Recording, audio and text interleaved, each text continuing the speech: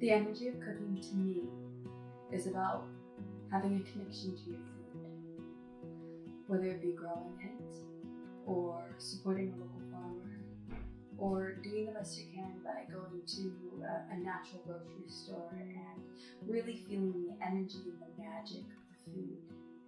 The second phase of energy cooking to me is about taking that food and really giving it gratitude and spending time with it just like a meditation.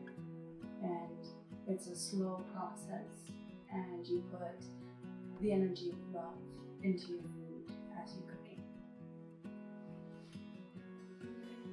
I've always had a love for cooking ever since a little child.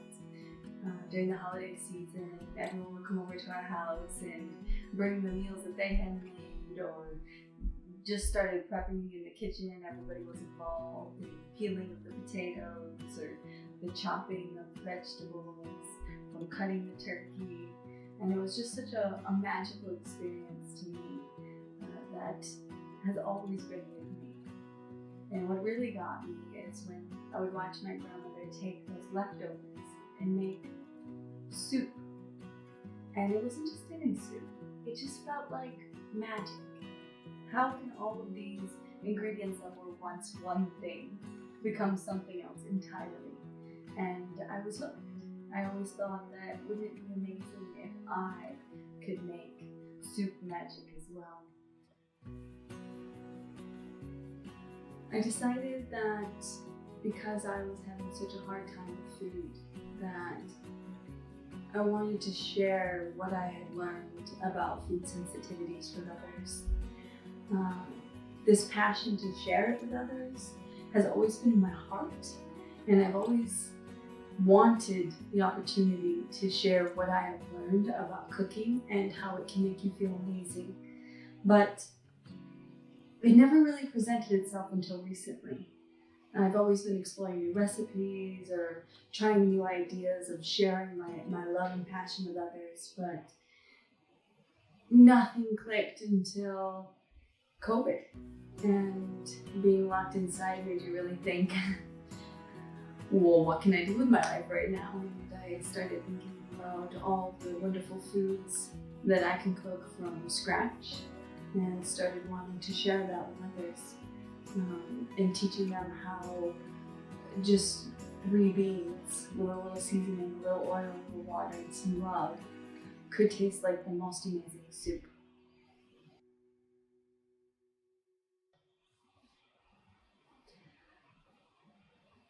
Ever since I was a young child, I've always had some sort of illness, whether it be stomach sensitivities, seizures,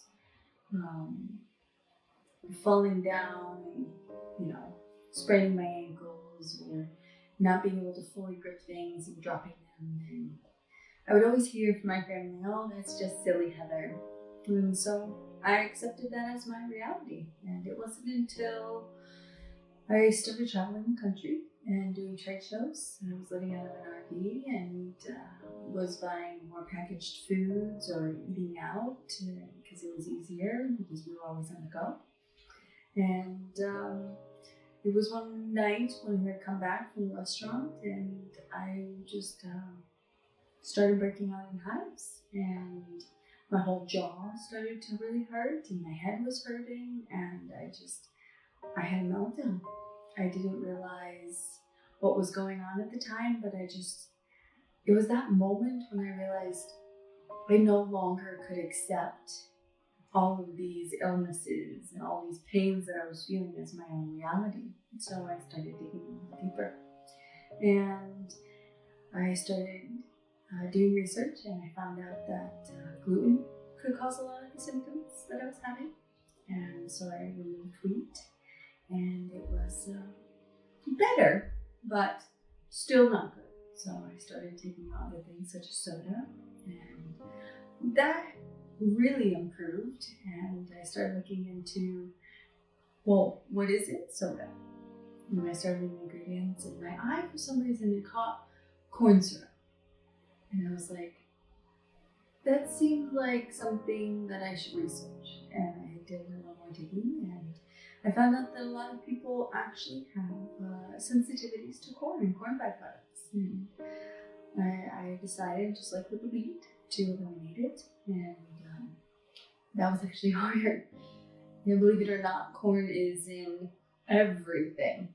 If you were just to research real quick what the other names for corn are and look at the back of labels, you would realize how challenging it actually is. This was back in 2008. Now they have a lot more organic and holistic foods made from the simplest ingredients. And it's become easier to feed myself and my family the best foods possible. But back then, I wasn't able to really go to the grocery store and shop. I didn't know what to eat, and we were traveling. I was getting tired. I was feeling like I was going to pass out. I was getting frustrated, having emotional breakdowns, and I had enough. And I decided to take everything from my pantry and just throw it out. I said, I got to do this. I got to do it right. So I started from scratch. Then I bought only whole ingredients. And from there, I started developing a love for cooking. I have a passion for cooking all foods from scratch, but I still have a sweet spot for my grandma's favorite macaroni and cheese. It's just something I love doing for myself, and it just brings warmth to my heart.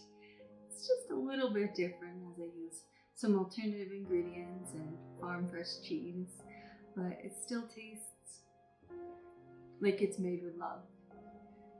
The other ingredients I love cooking with are squashes and pumpkins, and just really going to that farmer's market or seeing what's fresh or in season and seeing how I can take this beautiful vegetable that just like calls to my heart and turn it into something new and exciting for our family. So I just love playing and experimenting with food and seeing what comes from it.